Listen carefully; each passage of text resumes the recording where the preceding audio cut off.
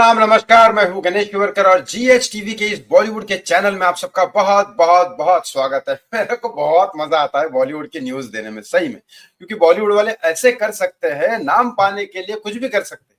अपना बाप चेंज कर सकते हैं, धर्म चेंज कर सकते हैं, चार शादी करने के लिए धर्म चेंज कर सकते हैं, कोई करोड़ों की प्रॉपर्टी पाने के लिए खुद पे हमला करवा सकते हैं, क्या क्या नौटंकी कर सकते हैं पता नहीं। लेकिन इसमें सबसे बड़ी खबर आज की ये है कि दिव्या भारती का केस ओपन हो रहा है, क्योंकि मौत के पहले, दिव्या भारती के मौत के पहले आमिर खान की वजह से बाथरूम में जाके रोई थी दिव्या भारती।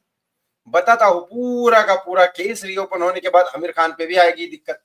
क्या है पूरा का पूरा ये सारी की सारी न्यूज मैं बताऊंगा इस चैनल पे। बस एक रिक्वेस्ट करता हूं, हाथ जोड़ के प्लीज इस चैनल को सब्सक्राइब कर लीजिए, इस वीडियो को लाइक और शेयर करना ना भूलें, क्योंकि अगर शेयर करोगे तो ज्यादा से ज्यादा लोगों तक सच्चाई पहुंचेगी। क्योंकि इंसाफ पे सबका अधिकार है, और जो लोग भी ऐसे हंसी मजाक भी करते हैं नाम पाने के लिए या कुछ भी करने के लिए, उनका भी खुलासा होना जरूरी है।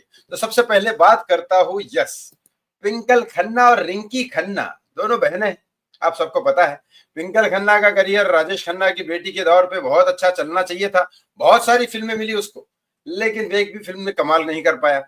फिर उसके बाद अक्षय कुमार के साथ शादी हुई, वो भी जबरदस्ती सनी देओल के झगड़ा करने के बाद, वो किसी और वीडियो में मैं बता चुका हूं, आप देख लीजिएगा। लेकिन रिंकी खन्ना का करियर शुरू होते ही खत्म हो चुका है। दो तीन पिक्चरें की, ये एक पिक्चर सुपरहिट दी थी जो महेश मांजरेकर ने गोविंदा जी के साथ की, जिस देश में गंगा रहता है। वो पिक्चर में भी उसका साइड रोल था, पूरा मेन रोल सोनाली बेंद्रे का था। लेकिन ये पिक्चर भी ज्यादा चली नहीं। तो रिंकी खन्ना का अब पता नहीं कोई डेब्यू होने वाला है, क्या होने वाला है। सीधा सीधा सबसे बड़ा राज खोला ट्विंकल खन्ना की, कहा कि मेरा बाप राजेश खन्ना है लेकिन इसका बाप विनोद खन्ना है। अब बताओ, विनोद खन्ना साहब इतने भोले आदमी थे बेचारे, रजनीश ओशो वगैरह सब कुछ नाम धाम छोड़ के रजनीश ओशो के वहां गए थे, और मेरे पिताजी के बहुत करीबी रह चुके हैं विनोद खन्ना, वहां रजनीश ओशो के वहीं पे।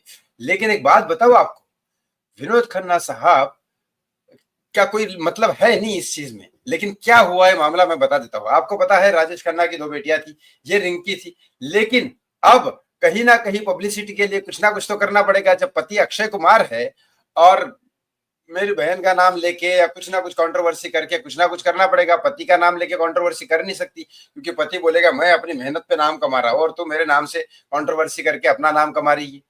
तो वहां झगड़े होते होंगे, इसीलिए अपनी बहन को घुसड़ के ट्विंकल खन्ना कुछ ना कुछ करना चाहती है। लेकिन ट्विंकल खन्ना ने एक चीज बहुत अच्छी की थी, सुशांत सिंह राजपूत के बारे में बोला था मीडिया में आके कि किसी खान ने उसको मारा है, ये उसने अच्छी बात की थी। तो ट्विंकल खन्ना अक्षय कुमार कहीं ना कहीं सुशांत को सपोर्ट करते हुए भी दिखते हैं। सच्चाई क्या है ये उनको दोनों को ही मालूम है। दूसरी बात करता हूँ, यह सैफ अली खान ने खुद के ऊपर ही अटैक करवाया था, ये और एक बार साबित हो चुका है।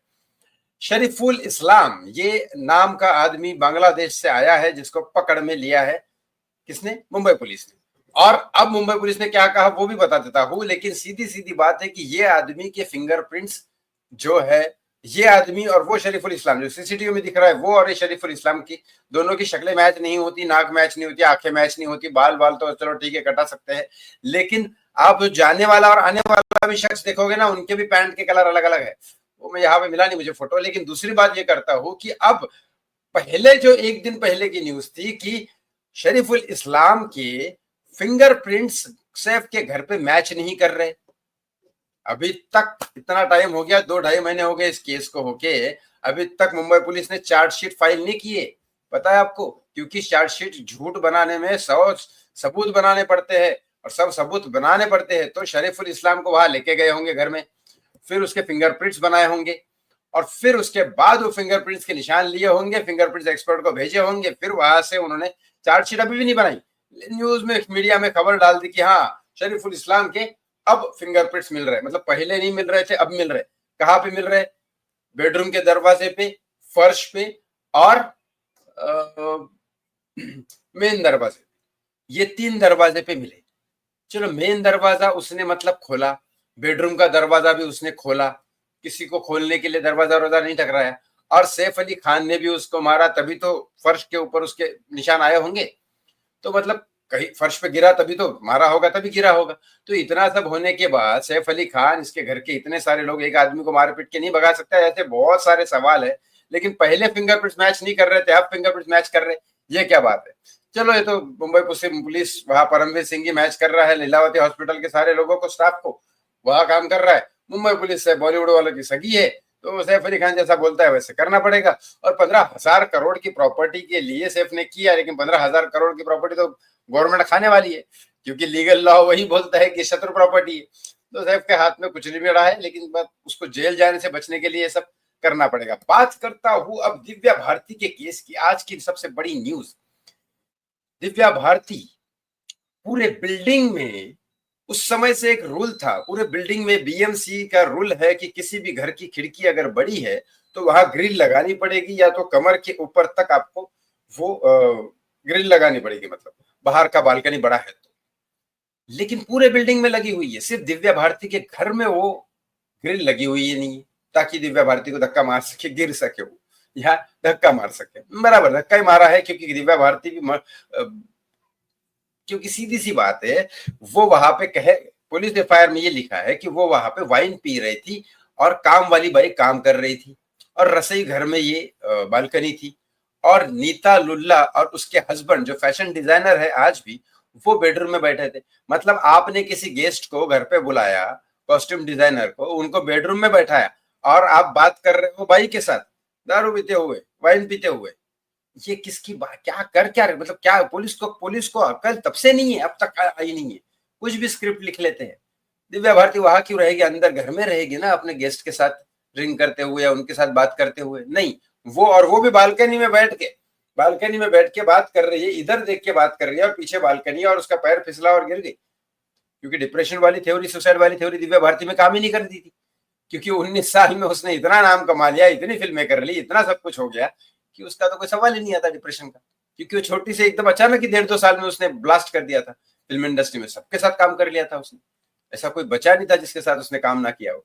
सारी पिक्चरें सुपरहिट दे दी थी, एक दो छोड़ के।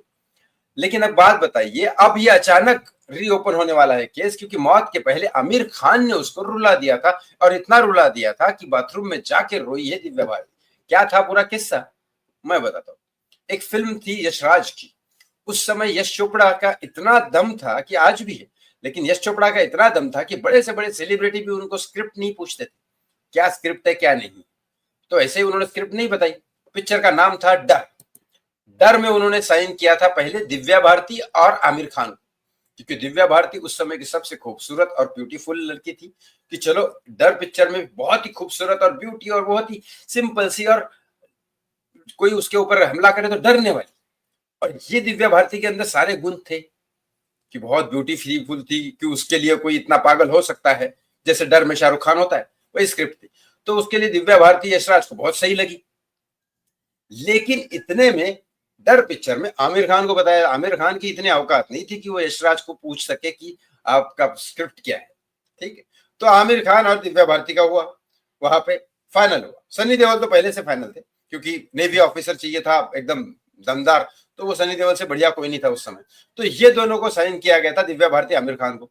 अब वहां डांस स्टेप दिव्या भारती को कुछ नहीं आ रहे थे। आमिर खान पता नहीं तब से अपने आप को परफेक्शनिस्ट समझ रहा है। यश राज को, यश जी को कोई प्रॉब्लम नहीं थी, आमिर खान को प्रॉब्लम थी। आमिर खान दिव्या भारती को पूरे सेट के सामने इतने जोर से चिल्लाया कि दिव्या भारती बाथरूम में जाके रोने लग गई। और उसके बाद आमिर खान ने बोला मुझे साइन करना है तो दिव्या भारती को हटाओ।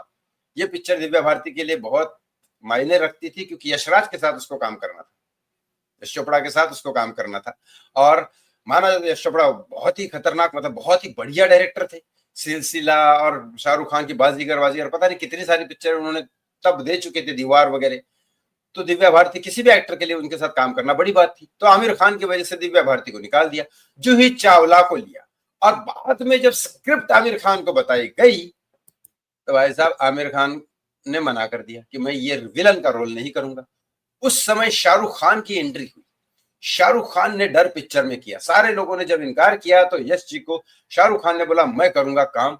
और शाहरुख खान की बाजीगर देख चुके थे वो, तो विलन का एक कैरेक्टर का थोड़ा सा झलक उसमें दिखाई दी। शाहरुख उसमें शूट किया, और अच्छा हुआ शाहरुख ने किया, क्योंकि आमिर खान उसमें ज्यादा मुझे नहीं लगता शूट करता। लेकिन जूही चावला की जगह दिव्या भारती होती तो कुछ और ही मजा आता पिक्चर में। तो ऐसे हुआ। मौत के जस्ट कुछ दिन पहले ही आमिर खान ने दिव्या भारती को इतना रुलाया कि वो बाथरूम में जाके रोने लग गई। लेकिन दिव्या भारती का केस भी ओपन होना चाहिए, इस बात पे ही नहीं, बहुत सारी ऐसी बातें। आपको क्या लगता है इस बारे में? कमेंट बॉक्स में कमेंट करके जरूर बताएं। थैंक यू फॉर वॉचिंग मी, बहुत बहुत धन्यवाद।